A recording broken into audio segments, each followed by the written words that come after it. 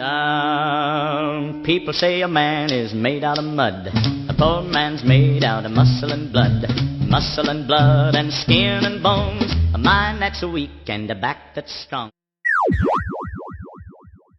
Hi everyone, Frankenstein here. I'm quite famous. Let me take a moment away from my all-out war to liberate Utopia, which my powerful army is of course destined to win swiftly, and instead answer Pappy Stu's recent video responses to me. First, I want to say that in my other video about the current Iraq war, I didn't intend to specifically condemn or condone the war itself. I think you got that, so I won't belabor the point. What does really bother me is America's apparent inability to view the war with clarity and make intelligent decisions based on that clarity. I think the main reason for that problem stems from the US's emergence as the single most dominant country in the world. This has led America to oppose itself since the global opposition party, or the Soviets, in other words, faded from the stage and the corresponding unity of purpose the Cold War brought to American politics has evaporated. Now, I wouldn't argue for an America ruled exclusively by Republicans or Democrats, but I have come to feel that the character of their infighting in the absence of a common peer enemy is bringing a certain schizophrenic quality to American dominance of the planet. In other words, I fear we're being led by a system that has gone at least temporarily insane. There are those that would argue that America does not or should not rule the world.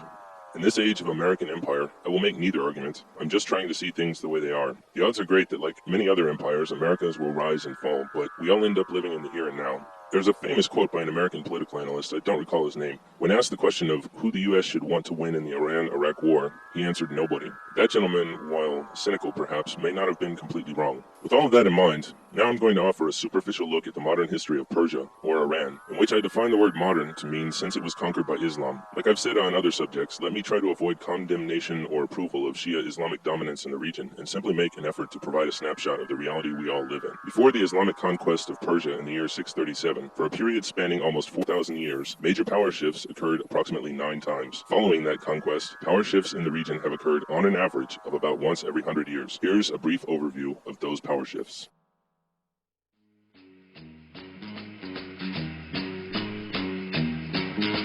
The beat goes on, the beat goes on.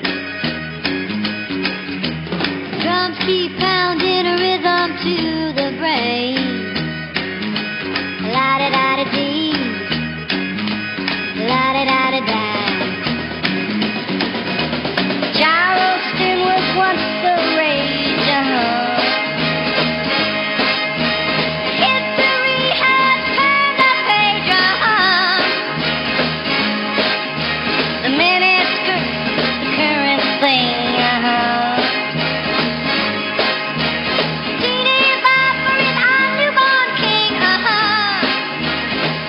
And the beat goes on, the beat goes on. Thanks for listening, and goodbye for now. If you see me coming, better step aside. A lot of men didn't, a lot of men died.